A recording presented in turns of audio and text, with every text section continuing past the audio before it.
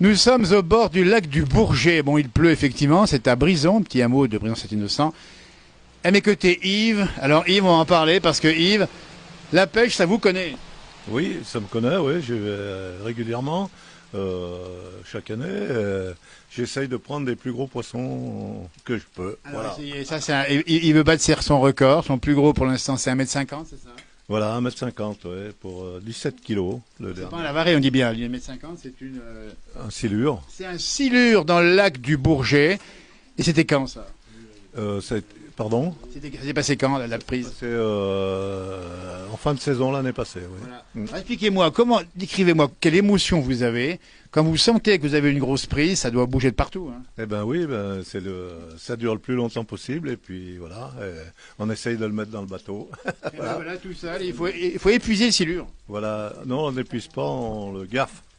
Vous faites? On le gaffe avec une gaffe. Ah, vous le gaffez. Dites-nous pour ceux qui connaissent pas comment vous gaffez. C'est un crochet, c'est une gaffe, ouais. Vous amorcez à quoi du coup? Le silure, j'amorce avec des gardons, des gros gardons du lac, Oui, parce qu'on rappelle que le silure, il est un peu omnivore et carnassier. et que j'amorce avec des gros hameçons triples. Voilà. Alors l'émotion, vous le remontez à bord du bateau et puis après vous rentrez, j'imagine. Eh ben oui, il faut rentrer parce qu'après il va dépérir hein, avec le soleil et puis Oui, 17 kilos en plus. l'heure. Voilà.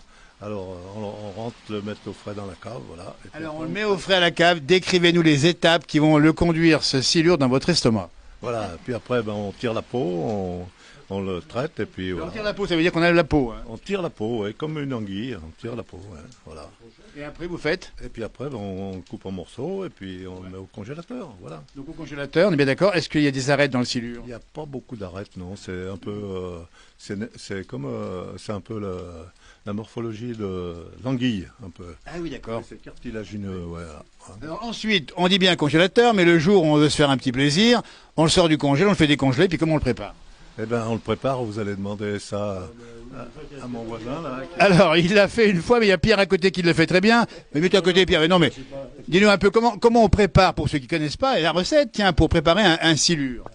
Ben moi, en général, je le fais. Il faut relever un peu parce que c'est un peu fade. On le relève avec un peu de vin blanc, du persil et puis au four, voilà. Il faut combien de temps? Oh, une heure, il faut. Pierre, tu confirmes? Oui, ben, c'est le même principe que les poissons-chats, mais c'est plus petit, quoi. Mais c'est la même chair, hein. Poisson-chat, la chair, comme l'anguille. Alors, c'est du bon, on dit bien, c'est du bon. Oui, c'est bon, parce que mon père, il attrapait des anguilles, et lui, il les peçait, et puis après, il les coupait en tronçons, puis il cisaillait comme ça, puis lui, il les mettait à la friteuse. Ah oui. Et c'est croustillant, c'est vraiment bon. Allez, moi ça, alors que le silure n'a pas forcément une bonne image. Le silure, c'est un poisson qui gagne un peu, qui envahit un peu les rivières et les lacs. Oui, ben c'est un poisson qui est prédateur. Hein, et c'est omnivore, ça mange. Ça mange du gardon. Les Puis... oiseaux, ça mange, Ah oui. ça mange tout. Hein. Les oiseaux, les pigeons, Eh ben, dites donc, on en apprend des bonnes. Tout ce qui tombe dans le lac. S'il y a peut-être qu'il mange un noyer, peut-être qu'il en mange. Hein. La lotte, c'est pareil, c'est des poissons. Ça mange un peu tout ce qui traîne, on va Tout dire. ce qui reste au fond, ça nettoie.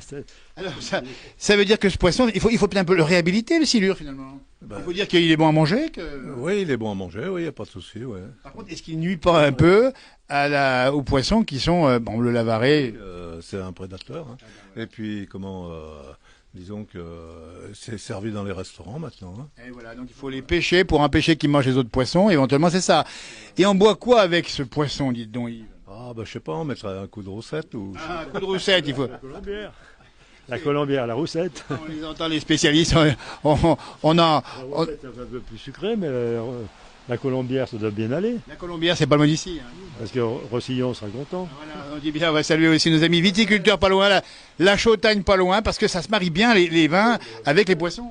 Oui, bien sûr, oui, bien sûr. Alors Yves, vous êtes là aujourd'hui, on rappelle bien qu'on viendra vous voir lorsque vous aurez battu votre corps. Vous en rêvez, vous en rêvez. Voilà, bon, ben on vous tient au courant. Hein. Comment ça se passe? Vous vous dites, vous avez des plans pour aller chercher le plus gros silure? Non, j'ai pas de plan, mais bon, Et puis il n'a pas de radar sur le bateau. on les cherche. Ouais. Non, je suis pas équipé avec les sondeurs, mais Et vous sentez que les silures sont de plus en plus nombreux. Hein. ah ben il y en a, c'est Et de certain. plus en plus gros en plus. Ah oui, c'est sûr, ils vont évoluer. Hein. Et le record du monde, c'est combien alors? Je crois que c'est 2,45 m. C'est 2,45 m, nous dit-il. C'est pas le monstre du Loch Ness, c'est le silure du lac du Bourget. Dans le Rhône. Dans le Rhône ou la Saône, exactement. Et on les sait, nombreux d'ailleurs là-bas, ils mangent un peu tout ce qui se passe. 2,45 m, je crois, dans le Rhône. Eh bien, écoutez, ça sera la page, on va dire, culinaire aujourd'hui, avec le silure qu'on mange et qu'on apprécie. Et on vient vous revoir dès que vous battez le record du monde, on est bien d'accord. On reste en contact avec monsieur. On reste en contact avec notre correspondant local, avec son super parapluie, Marc, qui nous ensoleille avec à la fois sa chemise jaune et son parapluie multicolore. Un grand merci. Interview faite ici sous le four. Merci. De la place du village de Brison. Le bonheur est là et pas ailleurs. Il est dans l'assiette, il est dans le village, il est dans les sourires, il est partout en même temps. Merci. Merci beaucoup, Yves.